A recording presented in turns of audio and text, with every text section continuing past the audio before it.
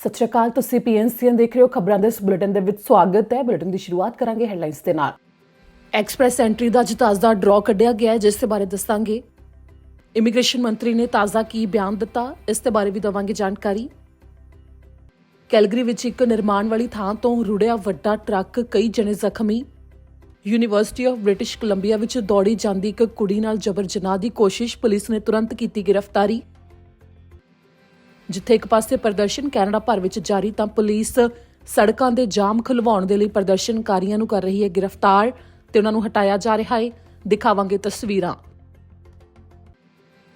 ਅੰਮ੍ਰਿਤਸਰ ਵਾਸਤੇ ਸਿੱਧੀਆਂ ਫਲਾਈਟਾਂ ਦੀ ਜੋ ਪਟੀਸ਼ਨ ਸੀ ਤੇ ਨਾਲ ਹੀ ਹੋਰ ਇਸ ਦੇ ਉੱਤੇ ਕੀ ਅੱਗੇ ਅਪਡੇਟ ਹੈ, ਸੁਣਾਵਾਂਗੇ। MP ਦੇ ਵੱਲੋਂ ਕੀ ਕਿਹਾ ਗਿਆ।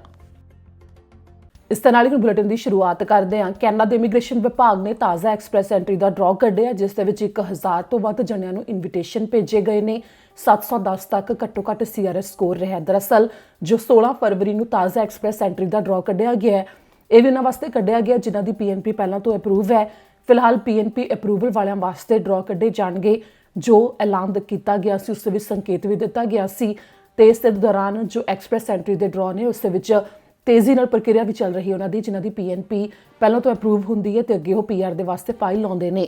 ਜੋ ਹੁਣ ਇਹ ਇਨਵੀਟੇਸ਼ਨ ਗਏ ਨੇ ਉਸ ਦੇ ਵਿੱਚ ਜਿਨ੍ਹਾਂ ਨੂੰ ਇਨਵੀਟੇਸ਼ਨ ਗਏ ਨੇ ਉਹਨਾਂ ਦੇ ਕੋਲ 60 ਦਿਨ ਦਾ ਸਮਾਂ ਹੋਵੇਗਾ ਕਿ ਉਹਨਾਂ ਨੇ PR ਦੇ ਵਾਸਤੇ ਆਪਣੀ ਫਾਈਲ ਅੱਗੇ ਜਮ੍ਹਾਂ ਕਰਵਾਉਣੀ ਹੈ, ਜਿਸ ਤੋਂ ਬਾਅਦ ਅੱਗੇ ਉਹਨਾਂ ਦੀ PR ਦੀ ਪ੍ਰਕਿਰਿਆ ਚੱਲ ਪਵੇਗੀ। ਇਸ ਦੇ ਨਾਲ ਹੀ ਇਹ ਵੀ ਹੈ ਕਿ ਜਿਹੜੇ ਇਸ ਸਮੇਂ ਇਹ ਇਨਵੀਟੇਸ਼ਨ ਗਏ ਨੇ ਉਸ ਦੇ ਵਿੱਚ ਕਿਉਂਕਿ CRS ਸਕੋਰ ਜ਼ਿਆਦਾ ਇਸ ਕਰਕੇ ਹੁੰਦਾ ਹੈ, 600 ਪੁਆਇੰਟ ਉਹਨਾਂ ਦੇ ਕੋਲ ਪਹਿਲਾਂ ਹੀ ਹੁੰਦੇ ਨੇ ਜਿਨ੍ਹਾਂ ਦੀ PNP ਪਹਿਲਾਂ ਤੋਂ ਅਪਰੂਵ ਹੁੰਦੀ ਹੈ ਤੇ ਫਿਰ ਬਾਕੀ ਉੱਪਰ ਯੋਗਤਾ ਦੇ ਆਧਾਰ ਦੇ ਉੱਤੇ ਹੋਰ ਪੁਆਇੰਟ ਹੁੰਦੇ ਨੇ ਤੇ ਇਹ ਇਨਵੀਟੇਸ਼ਨ ਗਏ ਨੇ। ਜੋ ਤਾਜ਼ਾ ਡਰਾਅ ਨਿਕਲਿਆ ਹੈ, ਕਿਸ ਤਰ੍ਹਾਂ ਇਮੀਗ੍ਰੇਸ਼ਨ ਦੇ ਕੰਮ ਦੀ ਪ੍ਰਕਿਰਿਆ ਚੱਲ ਰਹੀ ਹੈ ਤੇ ਇਸੇ ਸੰਬੰਧੀ ਇਮੀਗ੍ਰੇਸ਼ਨ ਮੰਤਰੀ ਸ਼ੌਨ ਫਰੇਜ਼ਰ ਨੇ ਤਾਜ਼ਾ ਜੋ ਬਿਆਨ ਦਿੱਤਾ ਉਸ ਦੇ ਬਾਰੇ ਤੁਹਾਨੂੰ ਦੱਸਦੇ ਹਾਂ।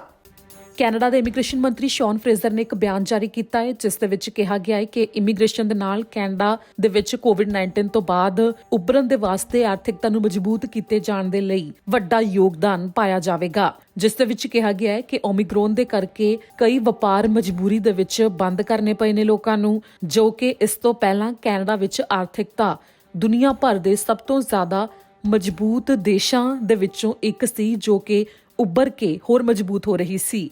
ਜਿਸ ਦੇ ਵਿੱਚ 107% ਤੱਕ ਨੌਕਰੀਆਂ ਵਾਪਸ ਆਈਆਂ ਸਨ, ਜੋ ਨੌਕਰੀਆਂ COVID-19 ਦੀ ਮਹਾਮਾਰੀ ਦੇ ਕਰਕੇ ਚਲੀਆਂ ਗਈਆਂ ਸਨ। ਇਸ ਦੇ ਨਾਲ ਹੀ ਜੋ ਆਰਥਿਕਤਾ ਮੁੜ ਤੋਂ ਲੀਹ ਤੇ ਆ ਰਹੀ ਹੈ, ਉਸ ਦੇ ਵਿੱਚ ਹਜੇ ਵੀ 9 ਲੱਖ ਦੇ ਕਰੀਬ ਨੌਕਰੀਆਂ ਅਜਿਹੀਆਂ ਨੇ ਦਸੰਬਰ ਮਹੀਨੇ ਜੋ ਪਾਈਆਂ ਗਈਆਂ ਨੇ, ਜਿੱਥੇ ਕਿ ਕਾਮਿਆਂ ਦੀ ਲੋੜ ਹੈ ਤੇ ਨਾਲ ਹੀ ਇਸ ਉੱਤੇ ਕੰਮ ਵੀ ਹੋ ਰਿਹਾ ਹੈ।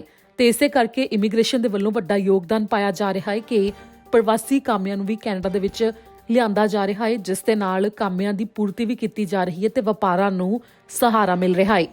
ਤੇ ਇਸ ਦੇ ਨਾਲ ਹੀ ਜੋ ਸ਼ੌਨ ਫਰੇਜ਼ਰ ਦੇ ਵੱਲੋਂ 2022 ਤੋਂ ਲੈ ਕੇ 2024 ਤੱਕ ਦਾ ਟੀਚਾ ਇਮੀਗ੍ਰੇਸ਼ਨ ਦੇ ਕੰਮ ਸੰਬੰਧੀ ਪੇਸ਼ ਕੀਤਾ ਗਿਆ ਹੈ, ਜੋ ਕਿ ਹਾਊਸ ਆਫ ਕਾਮਨਸ ਦੇ ਵਿੱਚ ਉਸ ਦੀ ਜਾਣਕਾਰੀ ਦਿੱਤੀ ਗਈ ਹੈ।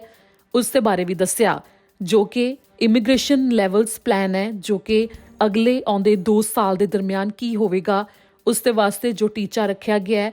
ਤੇ ਨਾਲ ਹੀ ਇਸ ਸਾਲ ਦੇ ਵਿੱਚ 4,32,000 ਦੇ ਨੇੜੇ ਪ੍ਰਵਾਸੀਆਂ ਨੂੰ PR ਦਿੱਤੀ ਜਾਵੇਗੀ, ਇਸ ਦਾ ਵੀ ਜ਼ਿਕਰ ਕੀਤਾ ਗਿਆ ਹੈ, ਜਿਸ ਦੇ ਬਾਰੇ ਵਿਸਥਾਰ ਦੇ ਵਿੱਚ ਜਾਣਕਾਰੀ ਅਸੀਂ ਵੀ ਤੁਹਾਡੇ ਨਾਲ ਪਹਿਲਾਂ ਸਾਂਝੀ ਕੀਤੀ ਸੀ, ਜਿਸ ਦੇ ਵਿੱਚ ਵੱਖੋ ਵੱਖਰੇ ਪੱਧਰ ਦੇ ਉੱਤੇ ਜੋ ਪ੍ਰੋਗਰਾਮ ਨੇ ਉਹਨਾਂ ਦੇ ਤਹਿਤ ਕੰਮ ਕੀਤਾ ਜਾ ਰਿਹਾ ਹੈ ਤੇ ਇਮੀਗ੍ਰੇਸ਼ਨ ਦੇ ਰਾਹੀਂ ਕੈਨੇਡਾ ਦੀ ਆਰਥਿਕਤਾ ਨੂੰ ਮਜ਼ਬੂਤ ਕੀਤੇ ਜਾਣ ਦੇ ਲਈ ਵੱਡਾ ਯੋਗਦਾਨ ਪਾਉਣ ਦਾ ਦਾਅਵਾ ਕੀਤਾ ਜਾ ਰਿਹਾ ਹੈ। ਤਾਂ ਉਧਰ ਕੈਲਗਰੀ ਦੇ ਵਿੱਚ ਇੱਕ ਭਿਆਨਕ ਸੜਕ ਹਾਦਸਾ ਵਾਪਰਨ ਦੀਆਂ ਤਸਵੀਰਾਂ ਸਾਹਮਣੇ ਆਈਆਂ ਨੇ, ਉਹ ਤੁਹਾਨੂੰ ਦਿਖਾਉਂਦੇ ਹਾਂ। ਕੈਲਗਰੀ ਵਿੱਚ ਇੱਕ ਟਰੱਕ ਰੁੜਦਾ ਆਇਆ, ਜਿਸ ਤੋਂ ਬਾਅਦ ਇੱਕ ਭਿਆਨਕ ਹਾਦਸਾ ਵਾਪਰਿਆ, ਜੋ ਕਈ ਜਣੇ ਜ਼ਖਮੀ ਹੋਏ ਨੇ, ਜਿਨ੍ਹਾਂ ਵਿੱਚ ਇੱਕ ਛੋਟਾ ਬੱਚਾ ਵੀ ਸ਼ਾਮਲ ਹੈ। ਬੁੱਧਵਾਰ ਦਾ ਇਹ ਮਾਮਲਾ ਹੈ, ਜਿਸ ਦੇ ਵਿੱਚ ਦੱਸਿਆ ਗਿਆ ਹੈ ਕਿ ਕਈ ਵਾਹਨਾਂ ਦੇ ਨਾਲ ਉਸ ਟਰੱਕ ਦੀ ਟੱਕਰ ਹੋਈ ਹੈ ਤੇ 3 ਤੁਰੇ ਜਾਂਦੇ ਵਿਅਕਤੀ ਵੀ ਇਸ ਹਾਦਸੇ ਦੀ ਲਪੇਟ ਵਿੱਚ ਆਏ ਨੇ, ਜੋ ਕਿ ਬੁੱਧਵਾਰ ਨੂੰ ਸਵੇਰੇ 11 ਵਜੇ 4A ਸਟਰੀਟ ਨਾਰਥ ਈਸਟ ਤੇ 4 avenue north East Edmonton trail ਦੇ ਕੋਲ ਇਹ ਹਾਦਸਾ ਵਾਪਰਿਆ। ਕੈਲਗਰੀ ਪੁਲਿਸ ਦਾ ਕਹਿਣਾ ਹੈ ਕਿ ਟਰੱਕ ਜੋ ਖਾਲੀ ਸੀ, ਜਿਸ ਦੇ ਵਿੱਚ ਕੋਈ ਵੀ ਡਰਾਈਵਰ ਮੌਜੂਦ ਨਹੀਂ ਸੀ, ਉਸ ਦੇ ਵਿੱਚੋਂ ਇੱਕ ਨਿਰਮਾਣ ਵਾਲੀ ਥਾਂ ਦੇ ਉੱਤੇ ਸਮਾਨ ਕੱਢਿਆ ਜਾ ਰਿਹਾ ਸੀ ਕਿ ਇੱਕਦਮ ਉਹ ਟਰੱਕ ਆਪਣੇ ਆਪ ਰੁੜਨ ਲੱਗਿਆ ਤੇ 100 ਮੀਟਰ ਤੱਕ ਹੇਠਾਂ ਤੱਕ ਉਹ ਰੁੜ ਕੇ ਆ ਗਿਆ, ਕਿਉਂਕਿ ਉੱਥੇ ਚੜ੍ਹਾਈ ਸੀ 4A ਸਟਰੀਟ ਨਾਰਥ ਈਸਟ ਵੱਲ, ਜਿੱਥੇ ਕਿ ਪੁਲਿਸ ਨੇ ਕਿਹਾ ਕਿ ਪਹਿਲਾਂ ਤਾਂ ਟਰੱਕ ਦਾ ਅੱਗੇ ਵਾਲਾ ਹਿੱਸਾ ਹੇਠਾਂ ਨੂੰ ਆਉਣ ਲੱਗਿਆ ਤੇ ਫਿਰ ਕਈ ਵਾਹਨਾਂ ਦੇ ਨਾਲ ਉਸ ਦੀ ਟੱਕਰ ਹੋ ਗਈ ਜੋ ਕਿ ਪਾਰਕ ਕੀਤੇ ਹੋਏ ਸਨ ਤੇ 3 ਤੁਰੇ ਜਾਂਦੇ ਵਿਅਕਤੀਆਂ ਦੇ ਨਾਲ ਵੀ ਟੱਕਰ ਹੋਈ ਹੈ, ਜਿਨ੍ਹਾਂ ਵਿੱਚੋਂ 2 ਵੱਡੇ ਨੇ ਤੇ ਇੱਕ ਛੋਟਾ ਬੱਚਾ ਹੈ, ਜਿਨ੍ਹਾਂ ਨੂੰ ਤੁਰੰਤ ਹਸਪਤਾਲ ਦੇ ਵਿੱਚ ਭਰਤੀ ਕਰਵਾਇਆ ਗਿਆ। ਪੁਲਿਸ ਮੁਤਾਬਕ ਇੱਕ ਲੜਕੀ ਹੈ ਜਿਸ ਦੀ 20 ਸਾਲ ਦੇ ਕਰੀਬ ਉਮਰ ਹੈ, ਉਸ ਦੀ ਹਾਲਤ ਗੰਭੀਰ ਬਣੀ ਹੋਈ ਹੈ ਤੇ ਇੱਕ ਨੌਜਵਾਨ ਤੇ ਉਸ ਦੀ ਉਮਰ 20 ਸਾਲ ਦੇ ਨੇੜੇ ਹੈ, ਉਸ ਦੀ ਹਾਲਤ ਖਤਰੇ ਤੋਂ ਬਾਹਰ ਹੈ। ਪਰ ਜੋ 2 ਸਾਲ ਦਾ ਛੋਟਾ ਬੱਚਾ ਹੈ ਉਸ ਨੂੰ ਵੀ ਹਸਪਤਾਲ ਪਹੁੰਚਾਇਆ ਗਿਆ ਸੀ, ਪਰ ਉਸ ਦੀ ਹਾਲਤ ਖਤਰੇ ਤੋਂ ਬਾਹਰ ਹੈ। Calgary police service traffic unit ਮਾਮਲੇ ਦੀ ਜਾਂਚ ਕਰ ਰਹੀ ਹੈ। ਮੰਨਿਆ ਜਾ ਰਿਹਾ ਹੈ ਕਿ ਜੋ ਐਮਰਜੈਂਸੀ ਬ੍ਰੇਕ ਹੈ ਉਹ ਫੇਲ ਹੋਈ ਹੋ ਸਕਦੀ ਹੈ ਜਦੋਂ ਇਹ ਟਰੱਕ ਇੱਕਦਮ ਹੇਠਾਂ ਨੂੰ ਰੁੜਨ ਲੱਗਿਆ। ਬਾਕੀ ਮਾਮਲੇ ਦੀ ਜਾਂਚ ਇਸ ਸਮੇਂ ਕੀਤੀ ਜਾ ਰਹੀ ਹੈ। ਇਸ ਹਾਦਸੇ ਦੇ ਵਿੱਚ ਕਾਫੀ ਨੁਕਸਾਨ ਹੋਇਆ ਹੈ ਜਿਸ ਦੇ ਬਾਰੇ ਦੱਸਿਆ ਗਿਆ। ਆਲੇ ਦੁਆਲੇ ਕਾਫੀ ਲੋਕ ਮੌਜੂਦ ਸਨ ਜਦੋਂ ਇਹ ਹਾਦਸਾ ਵਾਪਰਿਆ ਵੀ ਤੇ ਚਸ਼ਮਦੀਦਾਂ ਤੋਂ ਪੁੱਛਗਿੱਛ ਵੀ ਕੀਤੀ ਜਾ ਰਹੀ ਹੈ ਇਸ ਮਾਮਲੇ ਦੀ ਜਾਂਚ ਦੇ ਦੌਰਾਨ। ਐਬਸਫੋਰਡ ਦੇ ਵਿੱਚ ਇੱਕ ਵਿਅਕਤੀ ਦੇ ਚਾਕੂ ਲੱਗਣ ਦਾ ਮਾਮਲਾ ਸਾਹਮਣੇ ਆਇਆ ਸੀ। ਉਸ ਵਿਅਕਤੀ ਨੇ ਹਸਪਤਾਲ ਦੇ ਵਿੱਚ ਦਮ ਤੋੜ ਦਿੱਤਾ ਹੈ, ਜਿਸ ਦੀਆਂ ਤਸਵੀਰਾਂ ਵੀ ਪੁਲਿਸ ਨੇ ਜਾਰੀ ਕੀਤੀਆਂ ਨੇ ਤੇ ਕੀ ਇਹ ਪੂਰੀ ਜਾਣਕਾਰੀ ਉਹ ਤੁਹਾਨੂੰ ਹੁਣ ਦੱਸਦੇ ਹਾਂ। ਐਬਸਫੋਰਡ ਦੇ ਵਿੱਚ ਇਸ ਹਫ਼ਤੇ ਦੀ ਸ਼ੁਰੂਆਤ ਵਿੱਚ ਇੱਕ ਵਿਅਕਤੀ ਦੇ ਚਾਕੂ ਲੱਗਣ ਦਾ ਜੋ ਮਾਮਲਾ ਸਾਹਮਣੇ ਆਇਆ ਸੀ, ਉਸ ਵਿਅਕਤੀ ਨੇ ਦਮ ਤੋੜ ਦਿੱਤਾ, ਜਿਸ ਦੇ ਬਾਰੇ ਹੋਮਿਸਾਈਡ ਇਨਵੈਸਟੀਗੇਟਰਸ ਨੇ ਜਾਣਕਾਰੀ ਸਾਂਝੀ ਕੀਤੀ ਹੈ ਤੇ ਨਾਲ ਹੀ ਮ੍ਰਿਤਕ ਦੀ ਪਛਾਣ ਜਦ ਤੱਕ ਕੀਤੀ ਹੈ। ਅਧਿਕਾਰੀਆਂ ਨੇ ਦੱਸਿਆ ਕਿ 30 ਸਾਲਾ ਕੋਡੀ ਕਾਰਬੈਟ ਨਾਮਕ ਵਿਅਕਤੀ ਜੋ ਕਿ ਜ਼ਖਮੀ ਹਾਲਤ ਵਿੱਚ ਮਿਲਿਆ ਸੀ ਇੰਸਪੀਰੇਸ਼ਨ ਪਾਰਕ ਦੇ ਵਿੱਚ, ਕਾਰਬੈਟ ਨੂੰ ਤੁਰੰਤ ਹਸਪਤਾਲ ਵਿੱਚ ਪਹੁੰਚਾਇਆ ਗਿਆ ਪਰ ਹਸਪਤਾਲ ਵਿੱਚ ਉਸਨੇ ਦਮ ਤੋੜ ਦਿੱਤਾ। ਜਾਂਚ ਟੀਮ ਦਾ ਕਹਿਣਾ ਹੈ ਕਿ ਉਹ ਪਹਿਲਾਂ ਕਾਰਬੈਟ ਨੂੰ ਜਾਣਦੇ ਸਨ ਤੇ ਨਾਲ ਹੀ ਉਹਨਾਂ ਦਾ ਮੰਨਣਾ ਹੈ ਕਿ ਨਿਸ਼ਾਨਾ ਧਾਰ ਕੇ ਇਹ ਚਾਕੂ ਮਾਰਿਆ ਗਿਆ ਹੈ। ਇਸ ਮਾਮਲੇ ਦਾ ਸਬੰਧ ਲੋਅਰ ਮੇਨਲੈਂਡ ਦੀ ਗੈਂਗ ਹਿੰਸਾ ਦੇ ਨਾਲ ਵੀ ਨਹੀਂ ਜਾਪਦਾ, ਇਸ ਦੇ ਬਾਰੇ ਵੀ ਪੁਲਿਸ ਨੇ ਦਾਅਵਾ ਕੀਤਾ ਹੈ।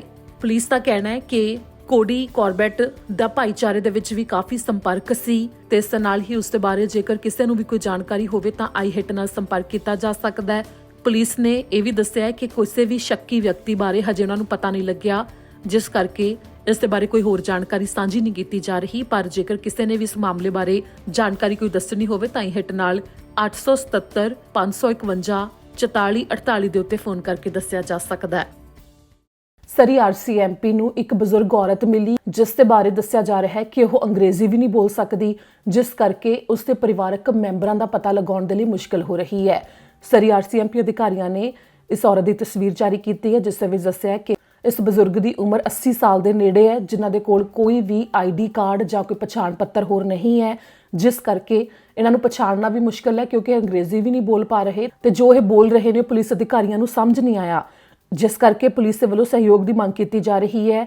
ਜਿਨ੍ਹਾਂ ਨੇ ਦੱਸਿਆ ਕਿ ਫਰਵਰੀ 16 ਨੂੰ ਦੁਪਹਿਰ ਦੇ 2:14 ਦੇ ਕਰੀਬ ਦਾ ਸਮਾਂ ਸੀ ਜਦੋਂ 154 ਬਲਾਕ ਤੇ 108 ਐਵੇਨਿਊ ਦੇ ਉੱਤੇ ਸਰੀ ਦੇ ਵਿੱਚ ਇਹ ਬਜ਼ੁਰਗ ਉਹਨਾਂ ਨੂੰ ਮਿਲੇ, ਜਿਨ੍ਹਾਂ ਦੇ ਪਰਿਵਾਰਕ ਮੈਂਬਰਾਂ ਨੂੰ ਲੱਭਣ ਦੇ ਵਾਸਤੇ ਸਹਿਯੋਗ ਮੰਗਿਆ ਜਾ ਰਿਹਾ ਹੈ। ਜੇਕਰ ਕੋਈ ਵੀ ਅੱਗੇ ਜਾਣਦਾ ਹੋਵੇ ਇਹਨਾਂ ਨੂੰ ਜਾਂ ਇਹਨਾਂ ਦੇ ਪਰਿਵਾਰ ਨੂੰ ਤਾਂ ਜਾਣਕਾਰੀ ਦਿੱਤੀ ਜਾ ਸਕਦੀ ਹੈ। ਪੁਲਿਸ ਨੇ ਤਾਂ ਇਹ ਦੱਸਿਆ ਹੈ ਕਿ ਇਹ ਏਸ਼ੀਅਨ ਨੇ, ਜਿਸ ਦੇ ਬਾਰੇ ਜੇਕਰ ਕਿਸੇ ਨੂੰ ਵੀ ਕੋਈ ਜਾਣਕਾਰੀ ਹੋਵੇ ਤਾਂ ਪੁਲਿਸ ਦੇ ਨਾਲ ਫੋਨ ਕਰਕੇ ਸੰਪਰਕ ਕੀਤਾ ਜਾ ਸਕਦਾ ਹੈ।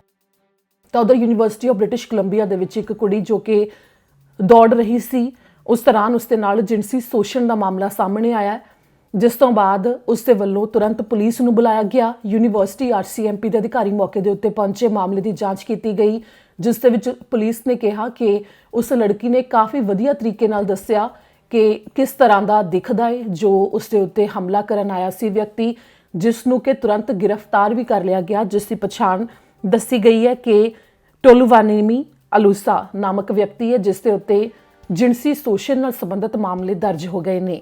ਇਸ ਦੇ ਨਾਲ ਹੀ ਪੁਲਿਸ ਦਾ ਕਹਿਣਾ ਹੈ ਕਿ ਟ੍ਰੇਲ 3 ਪੈਸੀਫਿਕ ਸਪਿਰਿਟ ਪਾਰਕ ਦੇ ਕੋਲ 15 ਫਰਵਰੀ ਸਵੇਰੇ 10 ਵਜੇ ਦੇ ਨੇੜੇ ਜੇਕਰ ਕਿਸੇ ਨੇ ਵੀ ਕੁਝ ਵਾਪਰਦਾ ਵੇਖਿਆ ਹੋਵੇ ਤਾਂ ਪੁਲਿਸ ਨਾਲ ਸੰਪਰਕ ਕੀਤਾ ਜਾ ਸਕਦਾ ਹੈ ਤੇ ਇਸ ਦੇ ਨਾਲ ਹੀ ਕੋਈ ਚਸ਼ਮਦੀਦ ਹੋਵੇ ਤਾਂ ਉਹ ਵੀ ਸਾਹਮਣੇ ਆ ਸਕਦਾ ਹੈ।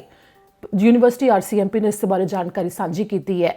ਤਾਂ ਉਧਰ ਕੈਨੇਡਾ ਭਰ ਵਿੱਚ ਜੋ ਇਸ ਸਮੇਂ ਪ੍ਰਦਰਸ਼ਨ ਹੋ ਰਹੇ ਨੇ, ਜੋ ਐਮਰਜੈਂਸੀ ਐਕਟ ਨੂੰ ਲਾਗੂ ਕੀਤਾ ਗਿਆ ਉਸ ਦੇ ਵਿੱਚ ਹੋਰ ਜ਼ਿਆਦਾ ਸ਼ਕਤੀਆਂ ਨੇ ਜੋ ਫੈਡਰਲ ਸਰਕਾਰ ਦੇ ਵੱਲੋਂ ਉਹਨਾਂ ਦੀ ਵਰਤੋਂ ਕੀਤੀ ਜਾ ਰਹੀ ਹੈ ਤੇ ਉਹਨਾਂ ਸ਼ਕਤੀਆਂ ਨੂੰ ਹੀ ਪੁਲਿਸ ਨੂੰ ਵੀ ਦਿੱਤਾ ਗਿਆ ਹੈ ਕਿ ਪੁਲਿਸ ਇਸ ਸਮੇਂ ਜ਼ੋਰ ਅਜ਼ਮਾਇਸ਼ ਦੇ ਨਾਲ ਵੀ ਉਹਨਾਂ ਸੜਕਾਂ ਨੂੰ ਖਾਲੀ ਕਰਵਾ ਸਕਦੀ ਹੈ ਜਿੱਥੇ ਕਿ ਬਲੌਕੇਡ ਲਗਾਏ ਹੋਏ ਨੇ, ਪ੍ਰਦਰਸ਼ਨਕਾਰੀ ਸੜਕਾਂ ਜਾਮ ਕਰੀ ਬੈਠੇ ਨੇ। ਤੇ ਇਸੇ ਸੰਬੰਧੀ ਇੱਕ ਪਾਸੇ ਜੋ ਪ੍ਰਦਰਸ਼ਨ ਹੋ ਰਹੇ ਨੇ ਉਸ ਦੇ ਵਿੱਚ ਬੱਚੇ ਵੀ ਸ਼ਾਮਲ ਨੇ, ਭੋਜਨ ਵੀ ਮੁਹੱਈਆ ਕਰਵਾਇਆ ਜਾ ਰਿਹਾ ਹੈ, ਸਿੱਖਾਂ ਦੇ ਵੱਲੋਂ ਵੀ ਲੰਗਰ ਲਗਾਇਆ ਜਾ ਰਿਹਾ ਹੈ, ਆਟਵਾ ਦੇ ਵਿੱਚ ਵੀ ਲੰਗਰ ਲਗਾਇਆ ਜਾ ਰਿਹਾ ਹੈ ਤੇ ਹੋਰ ਵੱਖੋ ਵੱਖਰੀਆਂ ਥਾਵਾਂ ਜਿੱਥੇ ਵੀ ਇਹ ਪ੍ਰਦਰਸ਼ਨ ਹੋ ਰਹੇ ਨੇ। ਪ੍ਰਦਰਸ਼ਨਕਾਰੀ ਲੰਮੇ ਚਿਰ ਤੋਂ ਬੈਠੇ ਨੇ, ਉੱਥੇ ਲੰਗਰ ਦਾ ਇੰਤਜ਼ਾਮ ਕੀਤਾ ਜਾ ਰਿਹਾ ਹੈ, ਪਰ ਉਧਰ ਐਮਰਜੈਂਸੀ ਐਕਟ ਦੇ ਤਹਿਤ ਕਹਿ ਦਿੱਤਾ ਗਿਆ ਕਿ ਇਹਨਾਂ ਥਾਵਾਂ ਦੇ ਵਾਸਤੇ ਭੋਜਨ ਮੁਹੱਈਆ ਕਰਵਾਉਣਾ ਜਾਂ ਫਿਰ ਬੱਚਿਆਂ ਨੂੰ ਉੱਥੇ ਲੈ ਕੇ ਜਾਣਾ ਇਹ ਗੈਰ ਕਾਨੂੰਨੀ ਹੈ ਤੇ ਇਸ ਉੱਤੇ ਕਾਰਵਾਈ ਹੋ ਸਕਦੀ ਹੈ। ਤਾਂ ਦੂਜੇ ਪਾਸੇ ਤੁਹਾਨੂੰ ਦਿਖਾਵਾਂਗੇ ਕਿ ਜੋ ਅਸੀਂ ਤੁਹਾਨੂੰ ਪਹਿਲਾਂ ਇੱਕ ਇੰਟਰਵਿਊ ਵੀ ਸੁਣਾਈ ਸੀ ਕਮਲਜੀਤ ਸਿੰਘ ਦੀ, ਜਿਨ੍ਹਾਂ ਨੇ ਸਾਡੇ ਨਾਲ ਜਾਣਕਾਰੀ ਸਾਂਝੀ ਕੀਤੀ ਸੀ, ਉਹ ਜੋ ਪ੍ਰਦਰਸ਼ਨ ਦੇ ਵਿੱਚ ਹਿੱਸਾ ਲੈ ਰਹੇ ਨੇ। ਸਰੀ ਦੇ ਨਾਲ ਲੱਗਦੇ ਜੋ ਬਾਰਡਰ ਨੂੰ ਬੰਦ ਕੀਤੇ ਜਾਣ ਦੇ ਪ੍ਰਦਰਸ਼ਨਕਾਰੀਆਂ ਦੇ ਵੱਲੋਂ ਕੋਸ਼ਿਸ਼ ਕੀਤੀ ਗਈ ਕਿ ਉਹ ਸੜਕ ਦੇ ਉੱਤੇ ਬੈਠੇ ਸਨ, ਜਿੱਥੇ ਕਿ ਜਿਹੜਾ ਪ੍ਰਦਰਸ਼ਨਕਾਰੀਆਂ ਨੂੰ ਰਾਤ ਦੇ ਸਮੇਂ ਪੁਲਿਸ ਅਧਿਕਾਰੀਆਂ ਦੇ ਵੱਲੋਂ ਕਿਸ ਤਰ੍ਹਾਂ ਹਟਾਇਆ ਗਿਆ। ਤੁਸੀਂ ਤਸਵੀਰਾਂ ਦੇਖ ਸਕਦੇ ਹੋ, ਜਿੱਥੇ ਕਿ ਗ੍ਰਿਫਤਾਰੀਆਂ ਵੀ ਕੀਤੀਆਂ ਗਈਆਂ ਨੇ। ਪੁਲਿਸ ਨੇ ਦੱਸਿਆ ਕਿ ਜੋ ਕੱਲ੍ਹ ਤਾਂ ਜਾਣਕਾਰੀ ਦਿੱਤੀ ਗਈ ਸੀ ਉਸ ਦੇ ਵਿੱਚ ਤੁਹਾਨੂੰ ਦੱਸਿਆ ਸੀ ਕਿ 16 ਦੇ ਕਰੀਬ ਗ੍ਰਿਫਤਾਰੀਆਂ ਕੀਤੀਆਂ ਗਈਆਂ ਸਨ ਤੇ ਜਿਹੜੇ ਵੀ ਬਲੌਕੇਡ ਲਗਾ ਰਹੇ ਨੇ ਕਿ ਬਾਰਡਰ ਦਾ ਕੰਮ ਜਿਸ ਨਾਲ ਪ੍ਰਭਾਵਿਤ ਹੋਵੇ ਤੇ ਸੜਕਾਂ ਜਾਮ ਹੋਣ, ਖਾਸ ਤੌਰ ਦੇ ਉੱਤੇ ਉਹਨਾਂ ਬਲੌਕੇਡਸ ਨੂੰ ਹਟਾਉਣ ਦੇ ਵਾਸਤੇ ਜ਼ੋਰ ਅਜ਼ਮਾਇਸ਼ ਦੀ ਵਰਤੋਂ ਵੀ ਕੀਤੀ ਜਾ ਰਹੀ ਹੈ। ਪੁਲਿਸ ਅਧਿਕਾਰੀ ਪ੍ਰਦਰਸ਼ਨਕਾਰੀਆਂ ਨੂੰ ਸੜਕ ਤੋਂ ਇੱਕ ਪਾਸੇ ਹਟਾ ਰਹੇ ਨੇ ਤਾਂ ਕਿ ਕੋਈ ਵੀ ਕੰਮ ਆਵਾਜਾਈ ਦਾ ਪ੍ਰਭਾਵਿਤ ਨਾ ਹੋਵੇ। ਜਿਹੜੇ ਤਾਂ ਇੱਕ ਪਾਸੇ ਖੜ ਕੇ ਪ੍ਰਦਰਸ਼ਨ ਕਰ ਰਹੇ ਨੇ ਉਹ ਲੱਗੇ ਹੋਏ ਨੇ, ਪਰ ਜਿਹੜੇ ਸੜਕਾਂ ਜਾਮ ਕਰ ਰਹੇ ਨੇ ਐਮਰਜੈਂਸੀ ਐਕਟ ਤਹਿਤ ਉਹਨਾਂ ਦੀ ਗ੍ਰਿਫਤਾਰੀਆਂ ਵੀ ਹੋ ਰਹੀਆਂ ਨੇ। ਜ਼ੋਰ ਅਜ਼ਮਾਇਸ਼ ਦੀ ਵਰਤੋਂ ਵੀ ਕੀਤੀ ਜਾ ਰਹੀ ਹੈ ਕਿ ਉਹਨਾਂ ਨੂੰ ਉੱਥੇ ਤੋਂ ਹਟਾਇਆ ਜਾਵੇ। ਇਹ ਕੁਝ ਤਸਵੀਰਾਂ ਜੋ ਕਿ ਕਮਲਜੀਤ ਸਿੰਘ ਦੇ ਵੱਲੋਂ ਹੀ ਸਾਂਝੀਆਂ ਕੀਤੀਆਂ ਗਈਆਂ ਨੇ, ਤੁਸੀਂ ਦੇਖ ਸਕਦੇ ਹੋ। ਸਰੀ ਨਾਲ ਲੱਗਦੇ ਕੈਨੇਡਾ ਅਮਰੀਕਾ ਦੇ ਬਾਰਡਰ ਦੇ ਉੱਤੇ ਜੋ ਪ੍ਰਦਰਸ਼ਨ ਕੀਤਾ ਜਾ ਰਿਹਾ ਸੀ, ਉੱਥੇ ਰਾਤ ਦੇ ਸਮੇਂ ਵੱਡੀ ਗਿਣਤੀ ਵਿੱਚ ਪੁਲਿਸ ਫੋਰਸ ਆਈ, ਜਿਨ੍ਹਾਂ ਨੇ ਪ੍ਰਦਰਸ਼ਨਕਾਰੀਆਂ ਨੂੰ ਉੱਥੇ ਤੋਂ ਹਟਾਇਆ। ਜਿਹੜੇ ਪ੍ਰਦਰਸ਼ਨਕਾਰੀ ਵਿਰੋਧ ਕਰ ਰਹੇ ਸਨ ਜਾਂ ਫਿਰ ਹਟਣ ਤੋਂ ਇਨਕਾਰ ਕਰ ਰਹੇ ਸੀ ਸੜਕ ਦੇ ਉੱਤੋਂ, ਉਹਨਾਂ ਨੂੰ ਗ੍ਰਿਫਤਾਰ ਵੀ ਕੀਤਾ ਗਿਆ। ਤਾਂ ਉਧਰ ਜਿਵੇਂ ਕਿ 14 ਫਰਵਰੀ ਨੂੰ ਇਸ ਦੇ ਬਾਰੇ ਇੱਕ ਵੀਡੀਓ ਵੀ ਸਾਹਮਣੇ ਆਈ ਸੀ ਮਾਲਟਨ ਦੇ ਗੁਰੂ ਘਰ ਤੋਂ ਕਿ ਉੱਥੇ ਅਪੀਲ ਕੀਤੀ ਜਾ ਰਹੀ ਸੀ ਕਿ ਆਟਵਾ ਦੇ ਵਿੱਚ ਲਗਾਤਾਰ ਲੰਗਰ ਵੀ ਮੁਹੱਈਆ ਕਰਵਾਇਆ ਜਾ ਰਿਹਾ ਹੈ, ਜਿਸ ਦੇ ਵਿੱਚ ਜਿਹੜੇ ਸਿੰਘਾਂ ਦੀ ਸੇਵਾਦਾਰਾਂ ਦੀ ਕਮੀ ਪੈ ਰਹੀ ਹੈ ਕਿ ਵੀਕ ਐਂਡ ਦੇ ਉੱਤੇ ਹੀ ਇਹ ਲੰਗਰ ਮੁਹੱਈਆ ਕਰਵਾਇਆ ਜਾ ਸਕਦਾ ਹੈ, ਜਿਸ ਦੇ ਵਾਸਤੇ ਸੰਗਤ ਨੂੰ ਬੇਨਤੀ ਕੀਤੀ ਗਈ ਸੀ ਕਿ ਜੇਕਰ ਸੇਵਾਦਾਰ ਹੋਰ ਆ ਸਕਦੇ ਨੇ ਤਾਂ ਵੀਕਡੇਜ਼ ਦੇ ਵਿੱਚ ਵੀ ਲਗਾਤਾਰ ਲੰਗਰ ਮੁਹੱਈਆ ਕਰਵਾਇਆ ਜਾ ਸਕਦਾ ਹੈ। ਜੋ ਗਰਮ ਭੋਜਨ ਉੱਥੇ ਵਰਤਾਇਆ ਜਾ ਰਿਹਾ, ਜਿਸ ਦੀਆਂ ਤਸਵੀਰਾਂ ਅਸੀਂ ਤੁਹਾਨੂੰ ਪਹਿਲਾਂ ਵੀ ਦਿਖਾਈਆਂ ਸੀ, ਤਾਂ ਉਸ ਦੇ ਵਾਸਤੇ ਜਿਹੜੀ ਵੀਡੀਓ ਸਾਂਝੀ ਕੀਤੀ ਗਈ ਸੀ, ਜੋ ਅਪੀਲ ਕੀਤੀ ਗਈ, ਤੁਹਾਨੂੰ ਸੁਣਾਉਂਦੇ ਹਾਂ। ਗੁਰੂ ਜੀ ਕਾ ਖਾਲਸਾ, ਵਾਹਿਗੁਰੂ ਜੀ ਕੀ ਫਤਿਹ। ਖਾਲਸਾ ਜੀ, ਆਪ ਸਭ ਜਿਵੇਂ ਜਾਣਦੇ ਹੋ, ਜੋ ਇਸ ਸਮੇਂ ਦੇ ਵਿੱਚ ਆਟਵਾ ਦੇ ਵਿੱਚ ਜੋ ਪ੍ਰੋਟੈਸਟ ਚੱਲ ਰਿਹਾ ਹੈ ਉਹ ਆਪ ਸਭ ਜੀ ਦੇ ਸਾਹਮਣੇ ਹੈ।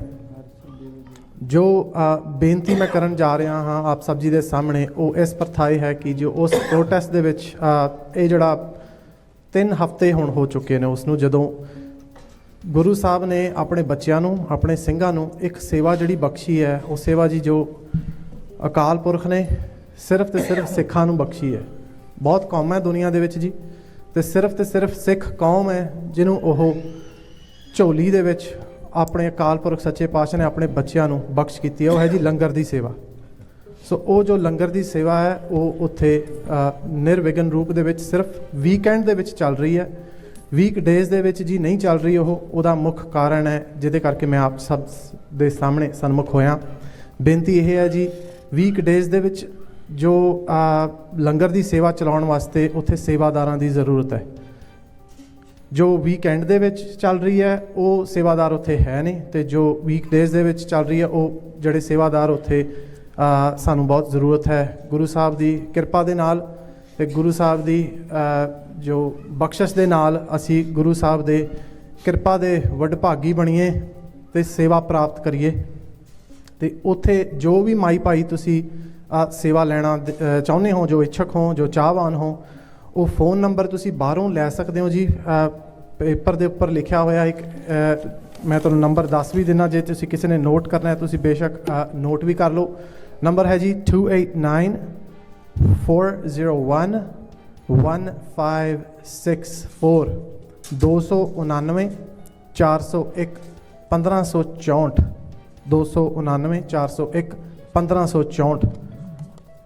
ਹਾਂਜੀ, ਤਾਂ ਕੁਝ ਇਸ ਤਰ੍ਹਾਂ ਹੈ ਕਿ ਪ੍ਰਦਰਸ਼ਨ ਵੀ ਲਗਾਤਾਰ ਹੋ ਰਹੇ ਨੇ। ਇਸ ਦੇ ਨਾਲ ਹੀ ਜਿੱਥੇ ਇੱਕ ਪਾਸੇ ਗ੍ਰਿਫਤਾਰੀਆਂ ਹੋ ਰਹੀਆਂ ਨੇ, ਤਾਂ ਜਿੱਥੇ ਵੀ ਜ਼ਿਆਦਾ ਗ੍ਰਿਫਤਾਰੀਆਂ ਹੁੰਦੀਆਂ ਨੇ ਬਾਰਡਰ ਤੋਂ ਹਟਾਉਣ ਦੇ ਵਾਸਤੇ ਕੋਸ਼ਿਸ਼ਾਂ ਹੁੰਦੀਆਂ ਨੇ। ਵਿੰਡਸਰ ਦੇ ਕੋਲ ਵੀ ਜੋ ਬਾਰਡਰ ਨੂੰ ਖਾਲੀ ਕਰਵਾਉਣ ਦੇ ਵਾਸਤੇ ਕੋਸ਼ਿਸ਼ਾਂ ਹੋਈਆਂ, ਤਾਂ ਇਸ ਮੌਕੇ ਇਹ ਵੀ ਦੱਸਿਆ ਜਾ ਰਿਹਾ ਹੈ ਕਿ ਪ੍ਰਦਰਸ਼ਨਕਾਰੀ ਹੋਰ ਗਿਣਤੀ ਵਿੱਚ ਉੱਥੇ ਪਹੁੰਚ ਰਹੇ ਨੇ, ਜਿਨ੍ਹਾਂ ਦੇ ਵੱਲੋਂ ਪ੍ਰਦਰਸ਼ਨ ਨੂੰ ਬੰਦ ਕਰਨ ਦੇ ਬਾਰੇ ਕੋਈ ਵੀ ਫੈਸਲਾ ਨਾ ਲਏ ਜਾਣ ਦੇ ਬਾਰੇ ਸਾਫ਼ ਤੌਰ ਦੇ ਉੱਤੇ ਕਿਹਾ ਜਾ ਰਿਹਾ ਹੈ। ਤਾਂ ਉਧਰ ਹਾਊਸ ਆਫ ਕਾਮਨਸ ਦੇ ਵਿੱਚ ਵੀ ਲਗਾਤਾਰ ਬਹਿਸ ਹੋ ਰਹੀ ਹੈ ਤੇ ਗਰਮਾ ਗਰਮੀ ਦਾ ਮਾਹੌਲ ਵੀ ਸੀ ਜਦੋਂ ਅੱਜ ਹਾਊਸ ਆਫ ਕਾਮਨਸ ਦੇ ਵਿੱਚ ਪ੍ਰਧਾਨ ਮੰਤਰੀ ਜਸਟਿਨ ਟਰੂਡੋ ਵੀ ਬੋਲੇ, ਕੰਜ਼ਰਵੇਟਿਵਸ ਦੇ ਵੱਲੋਂ ਵੀ, ਤੇ ਇੱਕ ਬਿੱਲ ਵੀ ਲਿਆਂਦਾ ਗਿਆ ਜਿਸ ਨੂੰ ਕਿ ਹਾਂ ਪੱਖੀ ਘੱਟ ਤੇ ਨਾ ਪੱਖੀ ਜ਼ਿਆਦਾ ਵੋਟਾਂ ਪਈਆਂ ਕਿ ਕੋਵਿਡ-19 ਦੀਆਂ ਹਦਾਇਤਾਂ ਨੂੰ ਹਟਾਇਆ ਜਾਵੇ।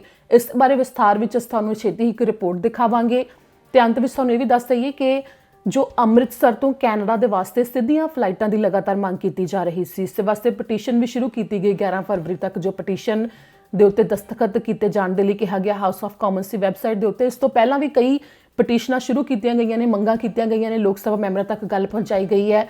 ਏਅਰ ਇੰਡੀਆ ਤੇ ਏਅਰ ਕੈਨੇਡਾ ਦੇ ਅਧਿਕਾਰੀਆਂ ਦੇ ਨਾਲ ਗੱਲਬਾਤ ਕੀਤੇ ਜਾਣ ਦੇ ਬਾਰੇ ਕਰਿਆ ਗਿਆ ਕਿ ਜੋ ਅੰਮ੍ਰਿਤਸਰ ਤੋਂ ਵੈਨਕੂਵਰ ਤੇ ਟੋਰਾਂਟੋ ਦੇ ਵਾਸਤੇ ਸਿੱਧੀਆਂ ਫਲਾਈਟਾਂ ਸ਼ੁਰੂ ਹੋ ਸਕਣ। ਤਾਂ ਇਸੇ ਨੂੰ ਲੈ ਕੇ ਐਮਪੀ ਰਣਦੀਪ ਸਰਾਏ ਨੂੰ ਅਸੀਂ ਸਵਾਲ ਪੁੱਛਿਆ ਕਿ ਆਖਿਰ ਇਸ ਦੇ ਉੱਤੇ ਕੀ ਅੱਗੇ ਅਪਡੇਟ ਹੈ। ਉਹਨਾਂ ਨੇ ਕੀ ਜਵਾਬ ਦਿੱਤਾ, ਤੁਹਾਨੂੰ ਸੁਣਾਉਂਦੇ ਹਾਂ।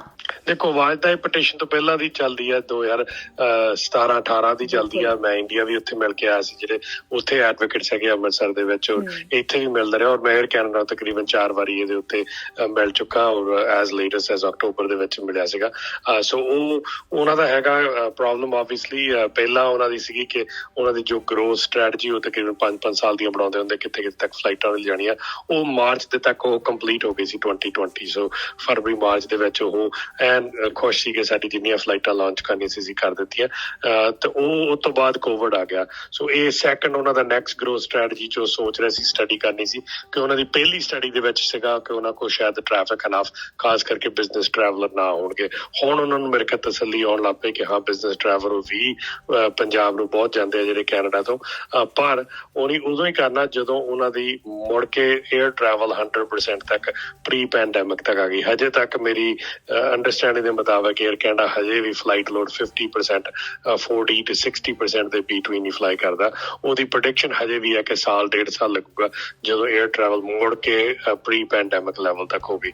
ਜਦੋਂ ਉਹ ਹੋ ਗਈ ਉਸ ਤੋਂ ਬਾਅਦ ਫਿਰ ਇਹ ਅੰਮ੍ਰਿਤਸਰ ਦਾ ਏਅਰਪੋਰਟ ਦਾ ਆਈ ਥਿੰਕ ਕਰਨਗੇ। ਔਰ ਉਹਨਾਂ ਕੋਲ ਆਲਰੇਡੀ ਫੈਡਰਲੀ ਸਾਡੀ ਸਰਕਾਰ ਔਰ ਇੰਡੀਆ ਸਰਕਾਰ ਤੋਂ ਅੰਮ੍ਰਿਤਸਰ ਲੈਂਡ ਕਰਨਾ ਔਰ ਚੜ੍ਹਨਾ ਵਾਸਤੇ ਖੁੱਲ੍ਹ ਹੈਗੀ ਹੈ। ਸੋ ਉਹਨਾਂ ਦਾ ਪ੍ਰਾਈਵੇਟ ਬਿਜ਼ਨਸ ਡਿਸੀਜਨ ਹੈ ਕਿ ਉਹ ਕਿੱਦਣ ਕਰਨਗੇ। ਸੋ ਪਟੀਸ਼ਨ ਠੀਕ ਹੈ ਜੀ ਸਰ ਕਿ ਕੀਤੀ ਹੈ, ਬਹੁਤ ਚੰਗੀ ਹੈ, ਪਰ ਉਹਦਾ ਰੀਅਲੀ ਕੋਈ ਮੀਨਿੰਗ ਪ੍ਰਾਈਵੇਟ ਕੰਪਨੀ ਤੇ ਨਹੀਂ ਹੈਗਾ, ਕਿਉਂਕਿ ਫੈਡਰਲੀ ਗਵਰਨਮੈਂਟ ਨੇ ਆਲਰੇਡੀ ਪਰਮਿਸ਼ਨ ਦਿੱਤੀ ਆ ਅੰਮ੍ਰਿਤਸਰ ਲੈਂਡ ਕਰਨ ਉਤਰਨ ਲਈ। ਤਾਂ ਹੁਣ ਏਅਰ ਕੈਨੇਡਾ ਨੇ ਜਾਂ ਕੋਈ ਹੋਰ ਏਅਰਲਾਈਨ ਉਹ ਉਪਰਾਲਾ ਪਰਸਨਲੀ ਬਿਜ਼ਨਸ ਕੇਸ ਦੇਖੂਗੀ ਵੀ ਸਾਨੂੰ ਨਫਾ ਇਹਦੇ 'ਚ ਹੈਗਾ ਔਰ ਇਹ ਸਹੂਲਤ ਅਸੀਂ ਦੇ ਸਕਦੇ, ਉਹਦੇ ਮੁਤਾਬਕ ਫਿਰ ਉਹ ਚਲਾਉਣਗੇ ਉੱਥੇ। ਪਰ ਮੈਂ ਕਾਫੀ ਆਪਟੀਮਿਸਟਿਕ ਕਿ ਚੱਲੂਗੀ ਜੀ। ਏਅਰ ਇੰਡੀਆ ਦੇ ਵਾਸਤੇ ਵੀ ਗੱਲਬਾਤ ਕੀਤੇ ਜਾਣ ਲਈ ਕਿਹਾ ਜਾ ਰਿਹਾ ਸੀ ਕਿ ਅੰਬੈਸਡਰ ਨਾਲ ਵੀ ਗੱਲਬਾਤ ਕੀਤੇ ਜਾਣ ਦੇ ਲਈ ਕਿਹਾ ਹੈ। ਹਾਂਜੀ, ਇਹ ਦੋਨੇ ਰੈਸਿਪਰਕਲ ਉਹਨਾਂ ਨੂੰ ਐਕਸੈਸ ਹੈ। ਜਦੋਂ ਕੈਨੇਡਾ ਨੇ ਉਹਨਾਂ ਨੂੰ ਅੰਮ੍ਰਿਤਸਰ ਤੋਂ ਇੱਥੇ ਲੈਂਡ ਕਰਨ ਲਈ, ਇੰਡੀਆ ਨੇ ਅੰਮ੍ਰਿਤਸਰ ਲੈਂਡ ਕਰਨ ਲਈ ਦਿੱਤਾ, ਸਾਨੂੰ ਰੈਸਿਪਰਕਲ ਅਸੀਂ ਏਅਰ ਇੰਡੀਆ ਨੂੰ ਦਿੱਤੀ ਹੈ ਕਿ ਉਹ ਵੈਨਕੂਵਰ ਟੋਰਾਂਟੋ ਨੂੰ ਡਾਇਰੈਕਟ ਅੰਮ੍ਰਿਤਸਰ ਤੋਂ ਉਹ ਵੀ ਆ ਸਕਦੇ। ਸੋ ਇਹਨਾਂ ਦੋਨੇ ਏਅਰਲਾਈਨਾਂ ਤੋਂ ਜਿਹੜੀ ਮਰਜ਼ੀ ਪਹਿਲੀ ਉਹ ਸ਼ੁਰੂ ਕਰ ਸਕਦੇ। ਅਸੀਂ ਇਹ ਵੀ ਆਸ ਕਰਦੇ ਕਿ ਸ਼ਾਇਦ ਹੋਰ ਵੀ ਕੰਪੈਰੀਟਰ ਜਿੱਦਾਂ ਕਤਰ ਹੈਗੀ ਆ, ਇਹ ਸ਼ਾਇਦ ਅੰਮ੍ਰਿਤਸਰ ਦੋਆ ਵੈਨਕੂਵਰ ਜਾਂ ਦੋਆ ਟੋਰਾਂਟੋ ਵੀ ਸ਼ੁਰੂ ਕਰੂਗੀ। ਸੋ ਇਹਨਾਂ ਨੂੰ ਵੀ encourage ਕਰਾਂਗੇ ਕਿ ਉਹ ਵੀ ਕਰਨਗੇ, ਕਿਉਂਕਿ ਡਿਫਰੈਂਟ ਮਾਰਕੀਟਸ ਕੋ ਡਿਫਰੈਂਟ ਆਪਸ਼ਨਸ ਹੈਗੀ ਆ। ਪਰ ਜਿਹੜੀ ਕੈਨੇਡੀਅਨ ਦੇ ਡਾਇਰੈਕਟ ਜਿਹੜੀ ਫਲਾਈਟ ਆ ਉਹ ਤੇ ਦੋਨਾਂ ਨੂੰ ਇਜਾਜ਼ਤ ਹੈਗੀ ਆ। ਇਸ ਤਰ੍ਹਾਂ ਹੀ ਅੱਜ ਦੇ ਇਸ ਬੁਲੇਟਿਨ ਦੇ ਵਿੱਚ ਇੰਨਾ ਹੀ। ਮੈਨੂੰ ਦਿਓ ਇਜਾਜ਼ਤ। ਸਤਿ ਸ਼੍ਰੀ ਅਕਾਲ।